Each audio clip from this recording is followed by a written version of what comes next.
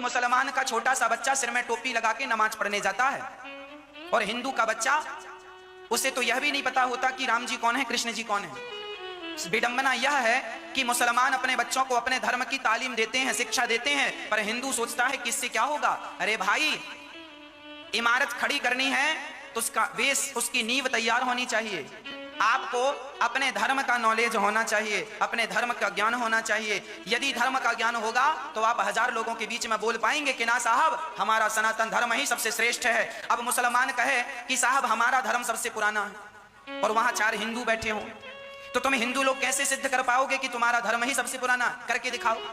मुसलमान तो अपनी कुरान की आयत पढ़ देगा, ये आयत है, ये आयत है, तुम्हारे पास क्या, तुमको तो नॉलेज ही नहीं है।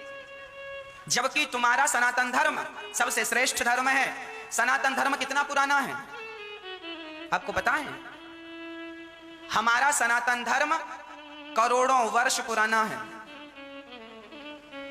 मुस्लिम धर्म कितना पुराना है? मुस्लिम धर्म के संस्थापक कौन थे? मुस्लिम धर्म के संस्थापक थे, उनके जो वो नाम लेते हैं, क्या नाम लेते हैं? मोहम्मद साहब इस्लाम धर्म के संस्थापक थे।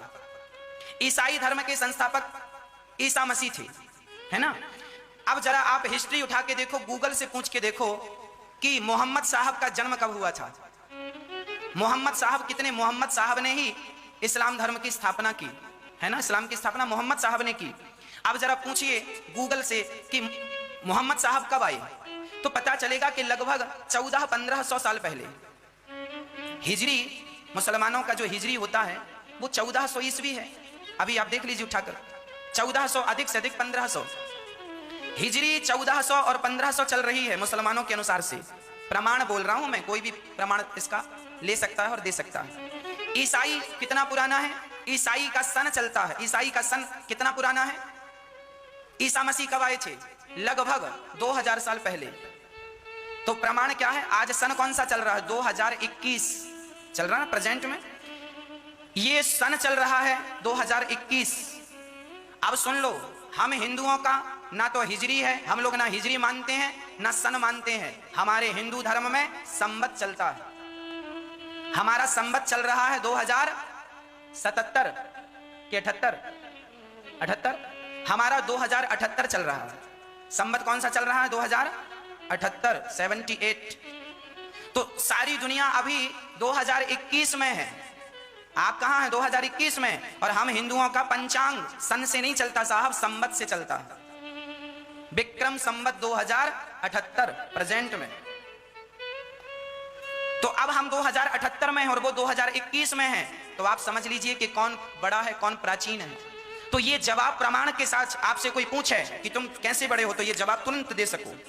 इसके लिए आपके बच्चों को नॉलेज होना चाहिए, तब तो चार लोगों के बीच में तुम बात कर सकते हो। नहीं तुमको तो कोई भी चुप करा देगा।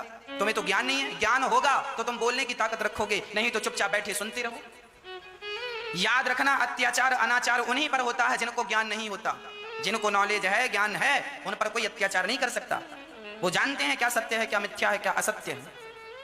हमारा सनातन साइंस, अब मैं चलो ना हिंदू ना मुस्लिम ना सिख ईसाई किसी की बात ना करूं, अब मैं बात करूं साइंस की। साइंस क्या मानता है? साइंस कितने साल पुरानी का इतिहास जानता है? साइंस केवल मोहनजोदड़ो हड़प्पा संस्कृति को जानता है। साइंस के पास इससे पुराना इतिहास मौजूद नहीं है। आज नासा के वैज्ञानिकों के पास, पूरी दुनिया के साइंटिस्टों के पास मोहनजोदड़ो हड़प्पा संस्कृति से पुराना कोई इतिहास मौजूद हो तो बताओ। 6वीं 7वीं 8वीं 9वीं 10वीं क्लास में हम लोगों को हड़प्पा संस्कृति मोहनजोदड़ो के विषय में पढ़ाया गया था, मैंने भी पढ़ा। ये इतिहास कितना साल पुराना है? साइंस कहता है 2000 साल पुराना। 1800 से 2000 साल पुराना इतिहास मोहनजोदड़ो हड़प्पा संस्कृति का है, ये साइंस कहता है। अब सुनना, साइंस भी 2000 साल पुरानी बात करता है, इससे आगे की बात तो साइंस भी नहीं कर पाता। पर हमारा सनातन धर्म कितने साल पुरानी बात करता है, जरा सुनो। हम 5500 साल पुरानी बात करते हैं। कितने साल पुरानी? 5500 साल पुराने सनातन धर्म। मैं सबूत के साथ बात करूंगा। भगवान कृष्ण द्वारिका में रहते थे, 5500 साल पुरानी घटना है, हमारे ग्रंथों में लिखी है और इसका प्रमाण मिल गया है। अभी 2 साल पहले दुनिया के वैज्ञानिकों ने भारत में समुद्र के अंदर द्वारिका की खोज की। अब यूट्यूब पर डालिए द्वारिका की हिस्ट्री डालिए, समुद्र के अंदर 100 फीट नीचे पानी में एक द्वारिका नगरी प्राप्त हुई है वैज्ञानिकों को। जब वैज्ञानिकों ने रिसर्च किया तो पता चला ये नगरी लगभग 5,500 साल पुरानी है। ऐसा मेरा दावा नहीं है, दुनिया के तमाम वैज्ञानिकों का दावा है। तो हमारे भारत में द्वारिका थी, ये ग्रंथों में लिखा था, अब पानी के अंदर मिल गई है और वो भी उतनी ही पुरानी है जितना पुराना हमारे ग्रंथों में लिखा है। मतलब देखो, सब चीजें बिल्कुल सबूत के साथ हो गई कि नहीं। तुम्हारा सनातन धर्म 5,500 साल पुरानी, तो हम बात करोड़ों साल पुराना है, प्रमाण हम 5,000 साल पुराना दे रहे। और सुनो, राम जी लाखों साल पहले थे और राम जी का राम सेतु आज भी जिंदा है, उसका एक अवशेष आज भी जिंदा है।